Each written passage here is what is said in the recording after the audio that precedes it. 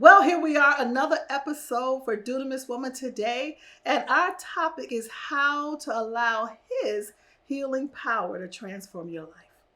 By His, you mean God, right? Yeah, God. Yeah, okay. Because you're supposed to say how to allow God's healing power to transform your life. Wow. Because then after that, you could say His because we know we're talking about God. Okay, here we are. How to allow God's healing power to transform your life. Stay tuned. Dunamis woman,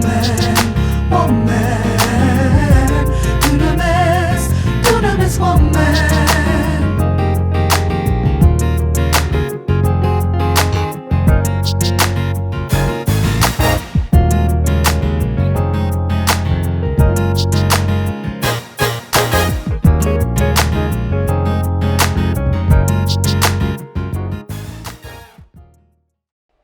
Well, here we are once again, and we are so excited because you are here with us and we are here with you on another episode of Dunamis Woman today. Another thought-provoking topic. Ariel, go on and tell them the right way to say it. How to allow God's healing power to transform your life. Come on, one more time. How to allow, which to me is the key word, allow God's healing power to transform your life. Now that means we got to yield to this. Yes. We got to humble ourselves and say, God, I need you. I need your healing power. Now you asked me, you was like, okay, what are we going to talk about with this? And I was like, yeah, I don't know, really. Mm-hmm. But the key word that you said is allow. But for me, it's transform. Mm-hmm. Because there's nothing greater than to see lives transform as a result of them admitting, yielding, needing, knowing that healing is where they are. Yeah, that's true. But I think the transformation comes first once you permit. And that's why that allow is so key, because many people want the healing power of God. They want to be healed. They desire to be healed, but they don't permit Him to come and bring healing. And the reason why I'm saying permit is because when you allow and you permit God's healing power, you don't know what that looks like. Okay. There's a process that you're going to have to go through, because it's not just like you say, magic, ooh, touch you, you heal. Ooh, you go away. There's some things that have to be done. That means that in my process, in my healing journey, I'm constantly permitting and allowing God to heal me more and more and more, because healing hurts. It does. It sounds good, but you, like you always say, you got to hurt to heal. But then when you heal, you're going to still hurt. Okay. And at the end of the day, which hurt do you want? Do you want the hurt of healing, or do you want the hurt of being hurt? That's right. So let's go with the transformation part, because you said a lot. And I want to talk about the processes, because just because I admit don't mean I'm healed. Yes. Now the admittance mean, okay, this needs to start happening. Yes. But from a therapeutic process, which I see so many people healing, and they think they healed and all this other stuff, but they haven't went through a therapeutic process for the transformation to occur. Yes. Healing, or the term heal, according to the Greek, it means therapeuo. Our English term therapy derives from the Greek term therapeuo, and oftentimes we don't take time to go to therapy, allow that therapeutic process to take place, which is different from counseling. You know what I'm saying? Yeah. Because now I have to allow someone to see within my soul based upon the damages that have taken place. And then that person has to know, because they are skilled, gifted, and knowing how to help and guide you through that therapeutic process, to go deep within, such as, Ariel, where do we begin? Yeah. Out of all the things that have happened in your life, I could use you for right now. Use me. Use me, Lord. Use me. Yeah. A whole lot has transpired in your life. Okay. You're young, still beautiful, but at the end of the day, people don't realize that your soul have taken some hits. Yes. Now, you can admit that. So where do we begin with the hits in your life that we can start navigating through that to bring you to a place of transformation? You're asking me? I would say the first hit is the father. Okay. Now, we know that, but what aspect of that father relationship that has really caused you to be damaged within your soul? I would say the abandonment. And the abandonment, yeah, I really can recall the first moment that every time I go throughout my life and I see abandonment. You need to lay on my couch? Yes. This is therapy. Okay, so when I think about the abandonment aspect in my life as I got older and I'm going through the healing process, there's one scene and scenario that always pops in my head, which to me is like the root of that abandonment. But I remember I probably had to be like 3 or 4 years old, and Daddy left in like the middle of the night, and I heard the garage door go up, and I remember opening up the garage door and not seeing his car there. And it had to be like 2, 3 o'clock in the morning. And it's like, I don't know what gown I had on, but I still just imagine me standing at that door and just not seeing my father and not knowing where he was or why he left in the middle of the night. And you weren't there. Allison and I were there by ourselves, that young, and he went somewhere. And I think it was a couple times when we went to the next door neighbor's house. But that moment right there was like, he left. Where was I? I don't know where you was. You was somewhere. I probably went on a retreat or something like that. I don't know we were in the big house. I know, but if So if you was 2 or 3 years old, but anyway, maybe I was 5. You probably was 5 because at that point I had left. I was probably 5. I had left. My memory is foggy, okay. but I think we were 5. But you know, it was just he left, and that moment, that time.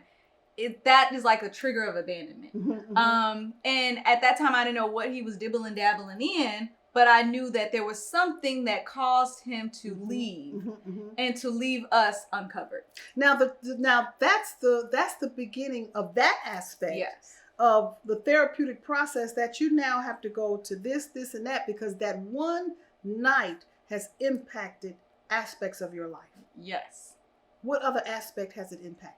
So when I go from there and I go to present day, you know, about 2 years ago, I remember being in an apartment with one of my best friends who was a male, and he planned the entire day of where he was going to go. It was New Year's Eve, left money on the table, got his car washed. I didn't know. I was like thinking we just going to hang out on New Year's Eve. And got dressed, put his cologne on and everything. And this wasn't my man. This was just a best friend, a man that I regarded, a man that I respected, a man that I looked up to. And he walked out that door and he left. And you was a beautiful woman who felt like a 5-year-old little girl again. I fell in the middle of that floor. And I think I called you and I cried out. And I'm not going to cry on this episode, but I don't know if I cried that hard in my life to the point where I was in a whole nother state. And you were like, Ariel, just drive back home to Illinois. And I was like, I don't even know if I could drive. And it wasn't even something he did intentionally, but it showed me and it hit me because it was that same thing. And you were like, Ariel, he didn't abandon you. His actions really showed you the place within your soul that your father really first abandoned you. And I never put 2 and 2 together. Like, I was like, why did I react that way? Right. Because a 30-year-old operating still from the hit that she took in her soul from a 5-year-old that your mother never knew, but you've been harboring this. And as a man, I knew what he was walking into, whatever that was and where he was going wasn't good for his soul. And you left a woman that was healed, a woman that was secure, a woman that was whole, a woman that was beautiful, your best friend, to go and be amongst wolves, whatever it is. And it was just fear. It was just trembling. It was just so much stuff. But I was so angry with him. And you had to shift my mind that God was really showing me that area of my soul still had to be dealt with based upon my father, not the man. So let's talk about the transformation just in that aspect. So I can go on. This will be a whole therapeutic counseling coaching session. Let it be. You're so silly. But at the end of the day, healing means therapeuo in the Greek, but transforming means metamorphosis, metamorpho.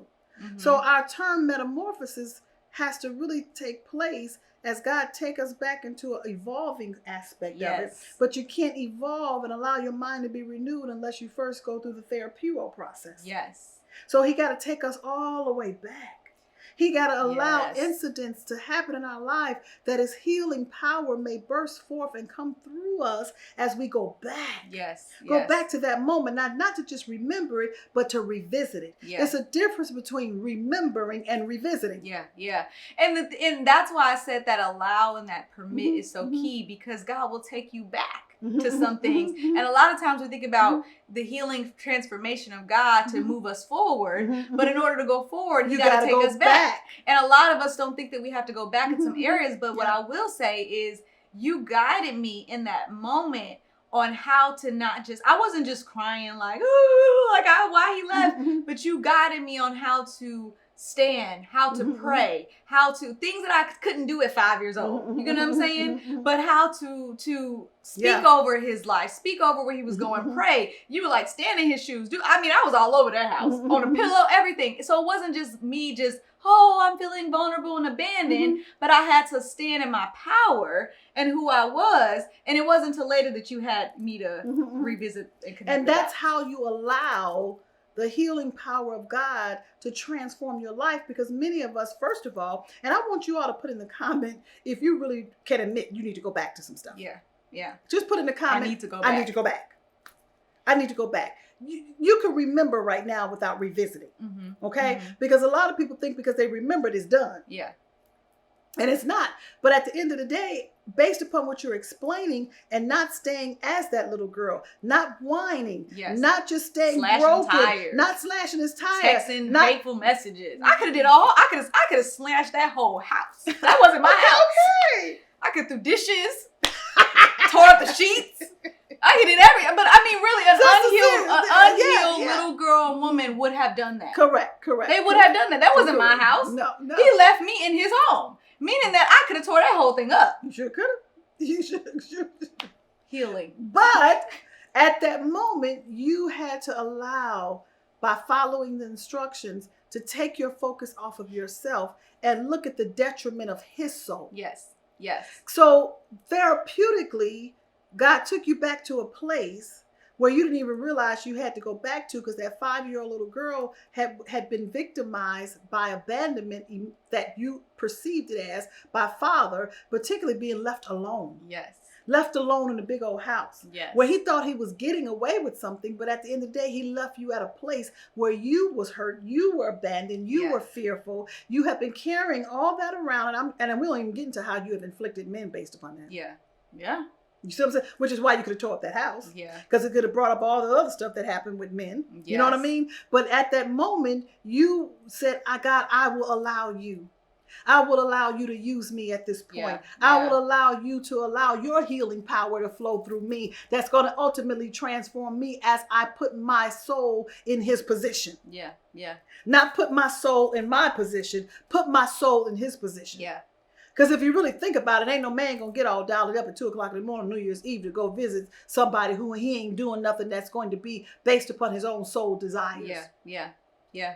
Whether he with a man or whether he with a woman, whether he with whatever, it's still an abandonment because he went out there and disregarded you for your presence. Yeah. And, and the key thing is, as you show me how to stand, New Year's Eve is like, you don't go to work till 1 a.m. in the morning. And he didn't go down the street. He went to a whole nother state. Mm-hmm. And I don't know what happened through the prayer or that moment. Mm-hmm. But I know by, I think, 7 a.m. in the morning, he was right back. Mm-hmm. Mm-hmm. And he was like, my something was beckoning me. Mm-hmm. I wanted to do something, but something was beckoning me to do something else. Mm-hmm. And I was bright-eyed about to go home and all sorts of stuff, but he was like, it's like I could do it, but I couldn't do it. Mm-hmm. And I was just sitting there like, the prayers of God, what I'm saying? But can you imagine if every woman, Yes. not just prayed because she felt good, because you could have said, I ain't praying. Are you crazy? I ain't praying. But as you have been guided back or led back to that place of your own pain, allow that pain to shift your mind to exude his healing power. Mm-hmm.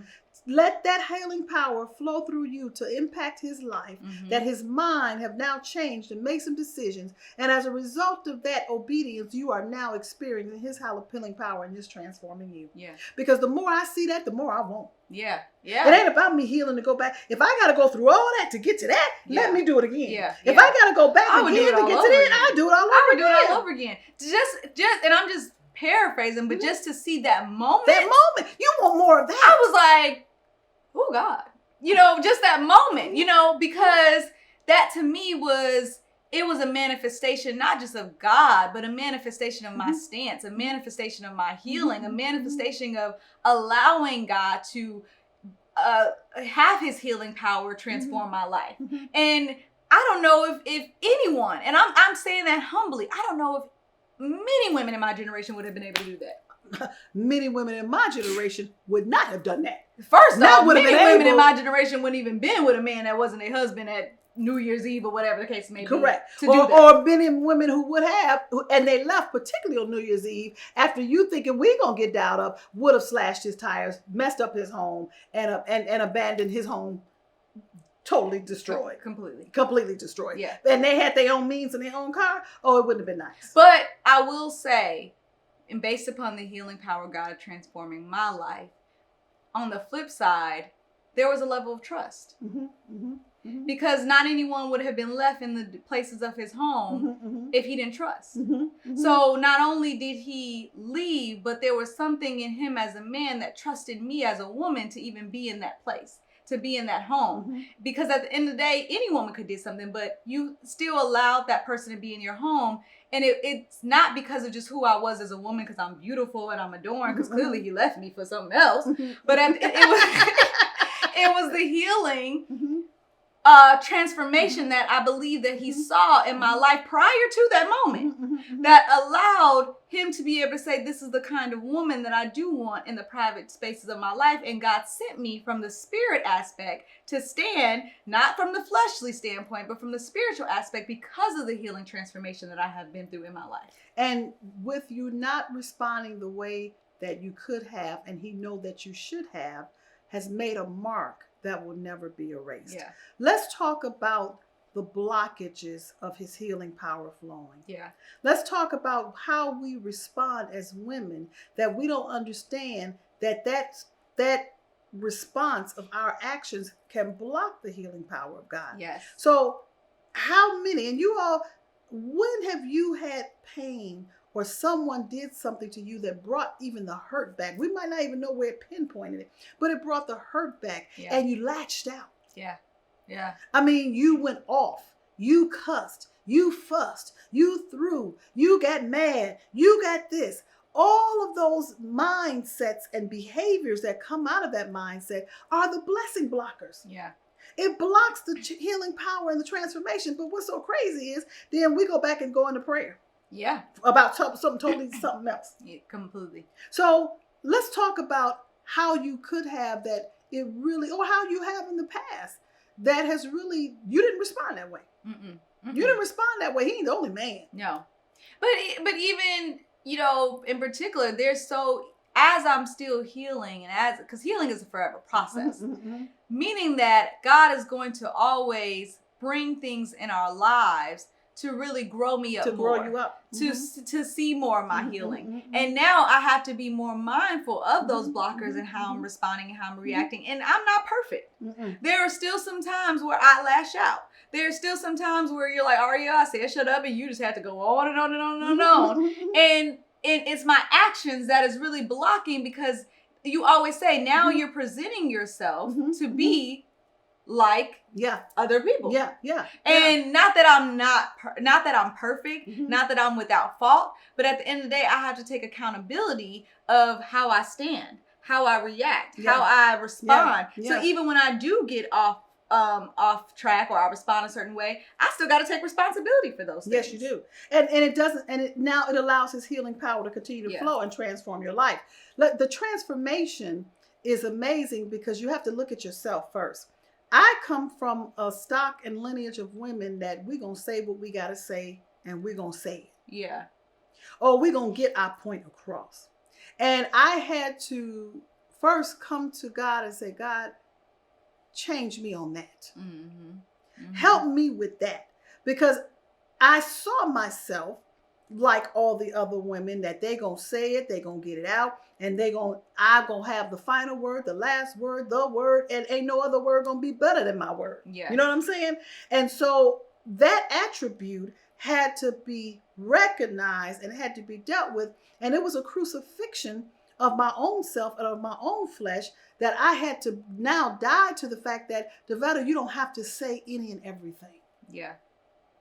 Everything don't require a comment. Now, that don't mean that I'm weak, but what it's saying is the healing power of God want to first allow me to see me, that he can transform me and do the things that I'm not accustomed to doing, or the environment that I grew up in that made me believe that is how I am. Yeah, that's true. That is how I am. Coming out of agreement with that, the covenant. Yeah. I come from a strong family of women. We speak our mind. Yeah, we tell other people about how we feel. I mean, those are things that you have created covenants with and agreements with based upon your upbringing, but that, like you said, is a blocker, of God's healing power, because you're holding on to your flesh, your soul, what you want to do, what's always been deemed as right.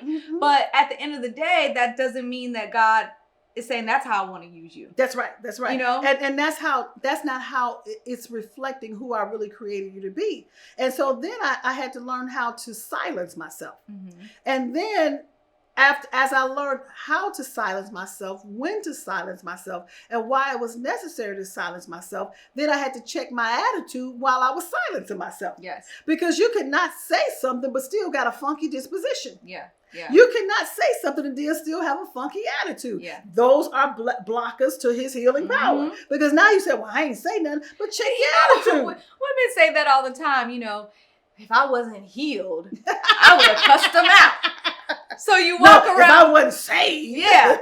So, but even that, you see that tone of how I said it? And that disposition. And you could be around the house. See, if I was saved, if I wasn't saved, I would have knocked you out. But you're still throwing a dish. Or you better be glad I'm saved. You're still throwing a sheet. You know what I'm saying? You're still slamming a door.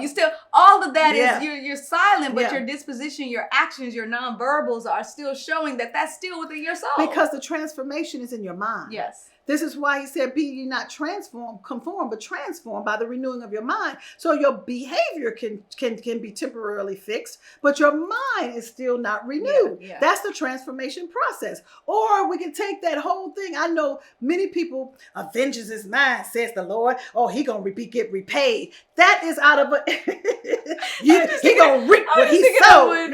When the woman says, strike him dead. and we take that attitude in prayer. Yes. But that's the thing. When you allow God's healing power to transform your life, and you always say this, and it's harder to do, but you say it all the time, you got to see that person as a soul. You got to see him as a soul. God sees us as a soul. He wants our souls to be won back into him, meaning that how we react, how we respond is on behalf of that soul, which is why when God's healing power transforms your life, you don't have to say anything sometimes. You don't have to allow your disposition to change. But what do you do to administer love, to administer peace, to administer harmony on behalf of that soul? That me praying was on behalf of his soul. I could have got in my own flesh. God, you're letting me be abandoned again. What is wrong with me? I feel so bad, and am I ugly? I could have got all in myself. But it was about that soul that walked out that door. That's you right. know what I'm saying? That's right. And it causes you to do stuff. And seeing that soul as like unto yourself, because he says, even the God says, do unto others as you would have them do unto you. I'm not all the way perfect, like you say. I'm damaged too. So that's why hurt people. So then after I learned how to not speak so much and silence myself, and then I had to check my disposition with it, and I had to allow my mind to be renewed with that, then God began to deal with me that every comment you can make, although it's not out of a bad disposition, and it could be a joking comment, but it's not necessary. And this is what I was teaching even with the ladies in Dunamis Coaching Institute, that evil communication corrupt good manners. You know what I'm saying? Everything that you think is evil is not always the fact that it got to be degrading. Evil means it's worthless. It's not worth me saying certain things. It could be joking. It could be a little gesture. Yeah, that's why you did this. That's why you did that. It didn't have no harm to it, but it was not worth it. Yeah. Because what I am doing now, I'm blocking his healing power from flowing through me, because indirectly I'm feeding my own soul. Yeah. I'm feeding my own pleasure. Mm-hmm. And I could say things that are not evil in a joking way, but it's not worth me saying that because it's not necessary for their ears to hear. I mean, it's like how you always say, just because it's lawful doesn't mean it's edifying. Don't mean it's edifying. Meaning that I can do it, but that doesn't mean it's edifying for me. That doesn't mean it's edifying for the bigger picture and where God is trying to evolve and take me, take you. It's not edifying to my soul, but it's lawful. It is. I could smack you and it could be lawful for me joking. Yeah. But at the end of the day, it's not edifying to the environment. And we as women, oh my God, there's so many things that we see, particularly when you're with a spouse or children or whatever, and you know that you're right. And then when you allow that thing to take place and it comes back that you see that you're right, saying, I told you so ain't necessary. No. And we can have that bad as women. I told you so. If you just listen. If you would just listen. You know what I'm saying? That could be evil, corrupt communication. Mm-hmm. It wasn't worth it. Mm-hmm. They've gotten the lesson. They've gotten that. And just by you silencing yourself and understanding that you don't have to say that, because you're allowing that healing power from you to them to flow. Mm-hmm. And it does flow more. I remember when he came back home, and I could have been like, see so they went out. Yeah. But he had a longing. He was like, you mentioned prior to about Proverbs, and he was like, can we read that? Like, what is this wisdom? And it was seeking out for more. And at the end of the day, when you allow the healing power of God to transform your life, you should be honored to be a vessel that God is using for someone to seek for more of him in you, not just more of you, but more of God in you. Because where the real manifestation of his healing power at work that's not only transforming your life, but other people's lives, is when they can come and glean from the one that they misused. Oh. When they can come and glean for the one that they abused. Yeah. When they can come and glean from the one that they betrayed. When they can come and say, I need to know, can you pray for me, from the one that they know that shouldn't be doing it. Mm-hmm. Mm-hmm. And if they can come back to you and you can respond in love, that is his healing power. Yeah. Without the I told you so's, now you want me to pray for you. You know what I'm saying? Because it took the power of God to guide them back to the source that they despitefully used, misused, betrayed, did all kind of stuff to. And was that not Jesus?